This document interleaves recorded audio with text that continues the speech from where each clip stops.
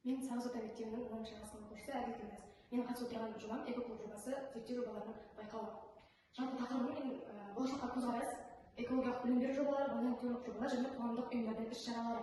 Менің бүгінгі жобамның презентацияның мақсаты экологиялық білім беру, волонтерлік жобалар және қоғамдық ұйымдардың іс-әрекеттері арқылы болашақ ұрпақтың санасына жауапкершілік пен қамқорлықты дарыту жолдарын зерттеу.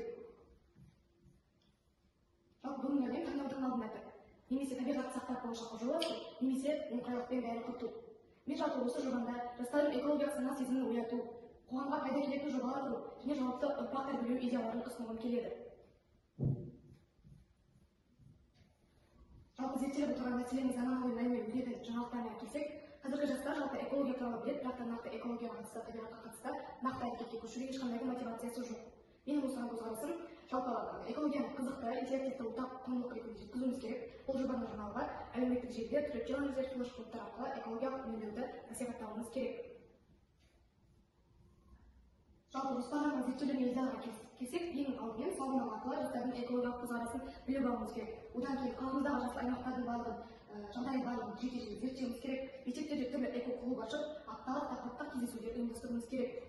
Әлеуметтік желіде түрлі таза болашақ сияқты эко-челлендждер бастауымыз керек.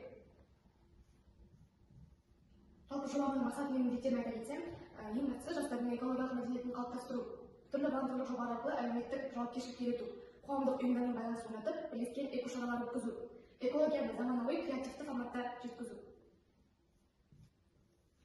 Жалпы қазіргі таңда түрлі экологиялық жобалардың әртүрлі жаңалықтары болып жатыр. Мысалы, бірге таза Қазақстан халықты біріктірген экологиялық бастама. Бұл жоба арқылы еліміз күнделікті сенбіліктер ұйымдастырылып, жұртшылық экологияға белсене араласуда.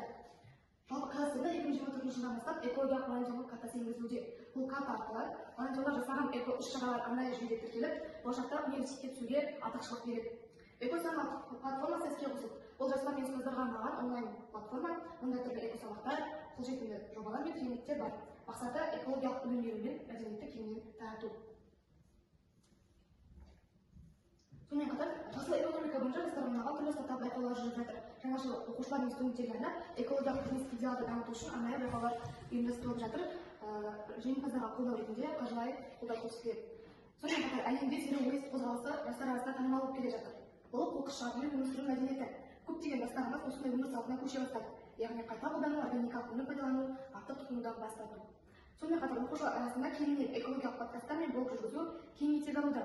Көптеген белсенді жастар TikTok, Instagram, YouTube арқылы экотанымдық контенттер жасап, басқаларды қызықтыра бастады. Жалпы осы жобалардың барлығының практикалық маңызы мен тиімділігін айта кетсем, бұл жобалар нақты әрекетке негізделген, яғни сен тыңдаушы, көруші ғана болмайсың, сен соған практикалық жүзінде қатысушы болып, өзіңнің еңбегіңді шыңдайсың.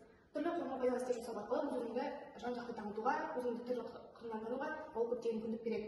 Жастар арасында жаңа идеялердің де пайда болуына бұл себепкер болады. Болашақта осы бастамалар үлкен ауқымды қозғалысқа айналуы мүмкін. Сонымен қатар, осы жобалармен бірге қоғамдық ұйымдармен түрлі серіктестік орнатуымыз керек. EcoJazz, EcoProject, Green Future сынды ұйымдармен түрлі байланыс орнатып, олармен бірге ортақ іс-шаралар, семинарлар, экофорумдар, көрмелер өткізуіміз керек.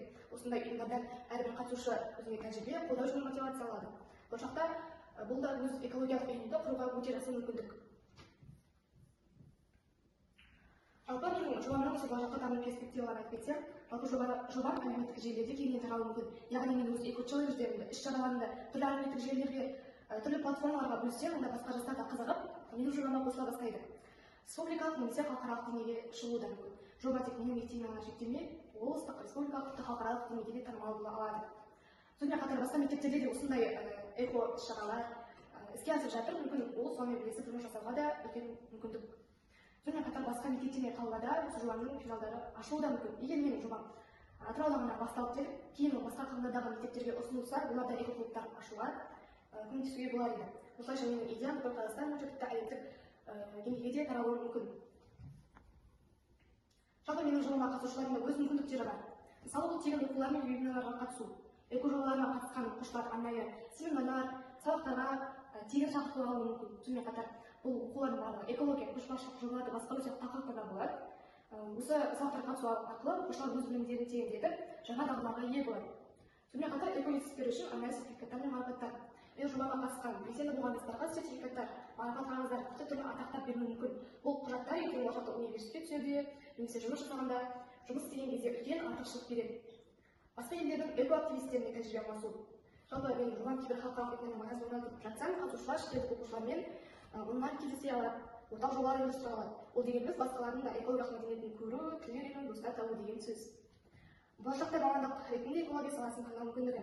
Осымен жобаға қатысқан оқушылар экологияға шын қызығып кетуі мүмкін, сондықтан да сөйтіп ертеңгі болашақта эколог, урбанист, табиғат қорғау мамандығы болуды армандай бастайды. Сөйтіп ол өзінің болашақтағы мамандығын оңай таба алады.